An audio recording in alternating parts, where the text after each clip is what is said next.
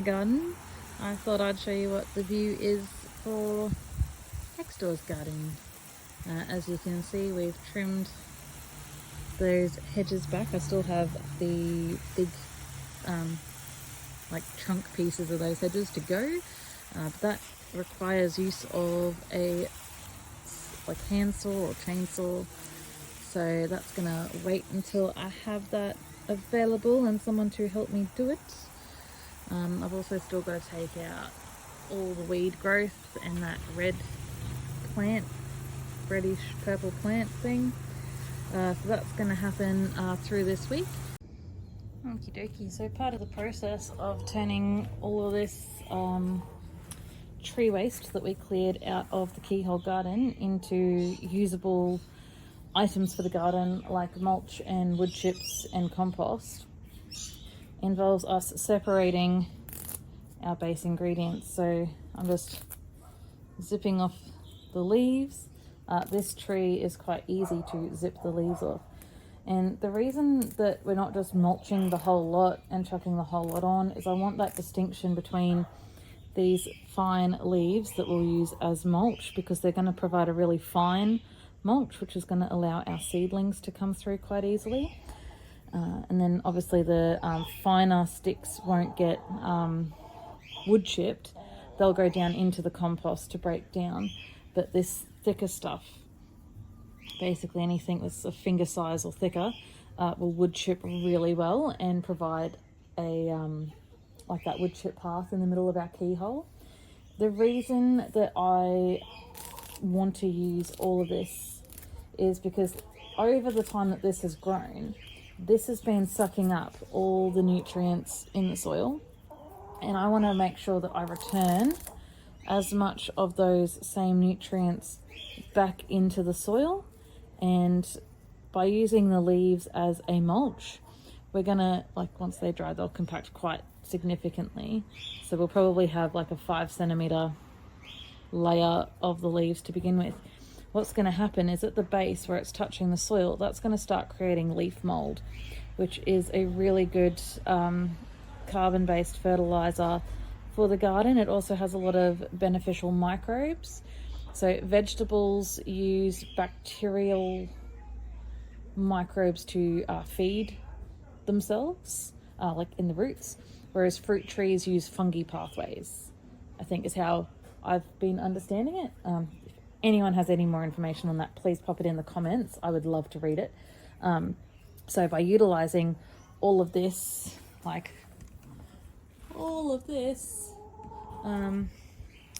we are able to keep all the nutrients that this has absorbed, plus the nutrients it's made from the sunlight and all that extra carbon, which is going to be really useful to improve our soil structure, improve our water retention. Plus we're returning those exact same nutrients that this has absorbed back into the soil so that the other plants can utilize them, so that we haven't lost our nutrients. Basically, if we were to take all this to the dump, we would have to find a way to replace these nutrients that this plant's absorbed somehow, either by buying in fertilizers or buying in soil amendments. So this is going to go a long way into helping us reclaim good soil.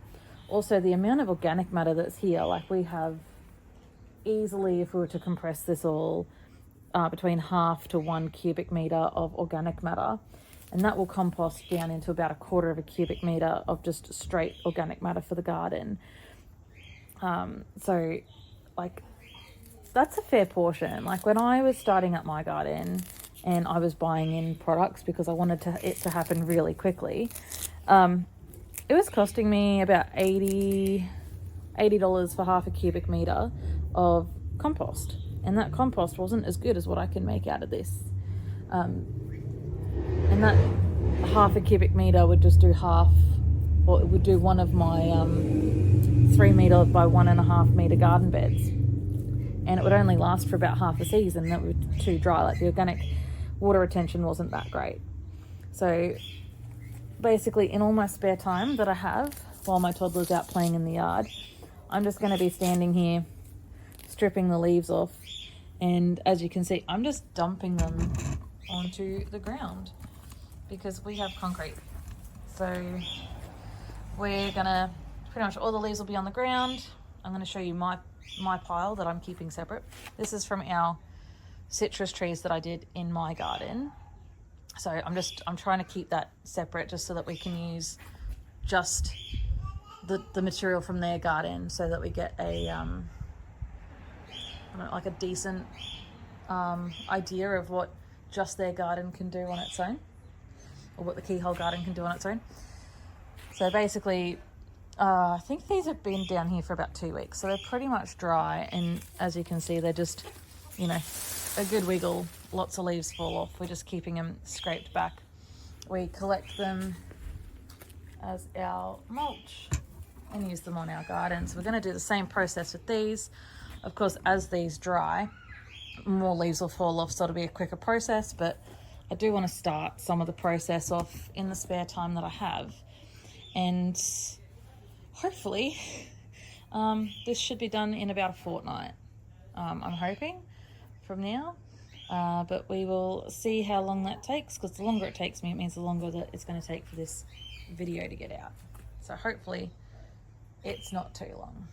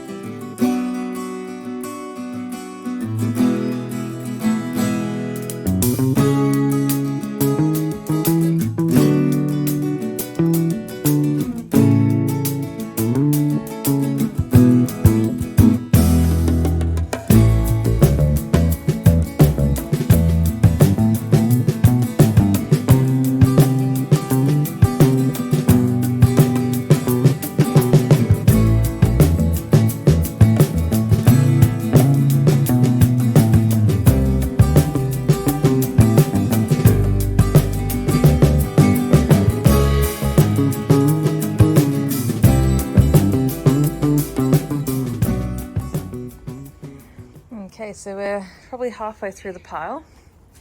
We've got our pile of sticks and our pile of sticks with leaves still on them. We've got our leaves a bit scattered on the ground, but we are trying to sweep them up periodically and keep them contained to a bucket. Where that bucket has disappeared to, I'm not sure. I misplaced the bucket, but I will find it. And then what we've been doing is using our mulcher. Now, obviously this is for next door. Next door doesn't have a mulcher, but we do. Same way that we don't have a chainsaw, but next door does. We just ask to borrow what we need. This is all those small twigs. Some thicker stuff did go through because I left my husband unattended. But we got some nice thin sticks. This, if you like more of like a thatched wooden path, like that can be a pathway, but we're gonna compost most of that. And then we're saving over in this bag. This is those thicker wood chips from those thicker branches. So they're not shattering as much because they are still quite green, so they're stringing together, but that's okay, they'll separate as we walk.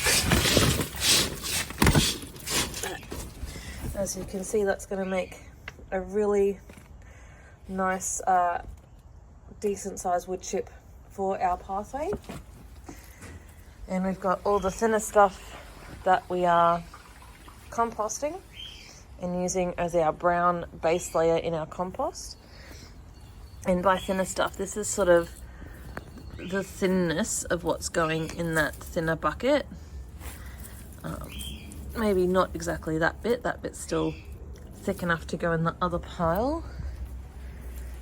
But over here where we still haven't separated thick from thin, you can see this thicker stuff here is what we're wood chipping. This will get cut off and go to the thin side while this stays on the thick side. Probably up until this point here where this will get snipped. The rest of that will go to the thin. All that stays on the thicker side. All the thin leaves, the thin stalks coming off. So we will trim them off. And so far to get through de-leafing half the pile and chipping up, I think maybe a fifth of the pile, maybe a quarter of the pile. We spent maybe an hour and a half on this yesterday. So really not too much time. And it was the weekend, so we weren't doing anything else. And we did that while our small minion chased our chickens around in the yard and fed them oats. So all in all, lovely afternoon spent relaxing. Yes, it was doing some garden work, but you know, if you're trying to make your zero cost garden, this is the sort of labor that will be beneficial to the garden. So, you know, where you save money, you're going to spend a bit more time, and vice versa. Like, we could just buy this stuff and save our time, but we would be spending our money. And some of the issues that come with that, like, if you have money, that's great. But sometimes you're in a situation like us where you have very little time and even less money. So you have to make do with what you got, allocate some time to do some things, even if it's short amounts of time, rather than just say, okay, well, this week, just say, just for nice round numbers, I earned $10 an hour, I worked 10 hours, I got $100 for the day, we're just going to forget about tax and any other expenses. So for that $100 a day, do I really want to go out and buy a $20 bag or $20 worth of wood chips, because that's 2 hours of my time? Or do I want to use those 2 hours of my time, that $20 of my labor, do I want to use that 2 hours of time and get not only $20 of wood chips, but, you know, $20 of mulch and $10 of compost? So all up, I've got like $50 worth of value for my 2 hours time instead of just 20. So it just depends on what your hourly rate is. Some people have a much higher hourly rate. Just say you had a $50 hourly rate, buying $20 worth of wood chips, not that big a deal. You know, that's only like, that's less than half an hour of your paid time that you've had to work to get that. Not doing these videos for people on that end of the spectrum, but it can help if you know, depending what your other expenses are. This is zero cost gardening for people who are stuck on that lower end where you actually, you know, time poor and money poor. So it's how we're saving money, by sharing tools, sharing garden supplies, and using the items that we have. This is also not taking into account, like, this is from that garden. So all the nutrients that soil has lost over the, you know, period of time that this plant has been growing, say 2 years, since we trimmed it back last time. Like, all that nutrients that soil has lost, not all of it, but most of it, is in this. And, you know, like, it's in this product. So instead of buying in new product to give to our soil, we're going to use what our soil had taken and put it back on the garden. Now, it doesn't work for everyone, because sometimes you don't have anything to take. You've just got grass. You know, compost the grass down. You know, things like that work too. But one cool thing that I noticed as well is that, see that little egg sac? That's a praying mantis egg sac, and there were quite a few displaced praying mantises that were in these hedges, but it's okay. I put them into my asparagus. They'll be happy there. I also put some over the other side of the neighbour's driveway into the still existing hedges, so they'll be happy there. But soon enough they will have a nice new habitat to play in that will be full of edibles. So working with nature, not against. Okay, on the subject of weed tea. So I have here 2 buckets at different points in process. Actually, I should get the other bucket that I have collected. Hey, Thomas, this is our kitty cat, or one of our kitty cats. Beep beep, and you're not allowed out the front.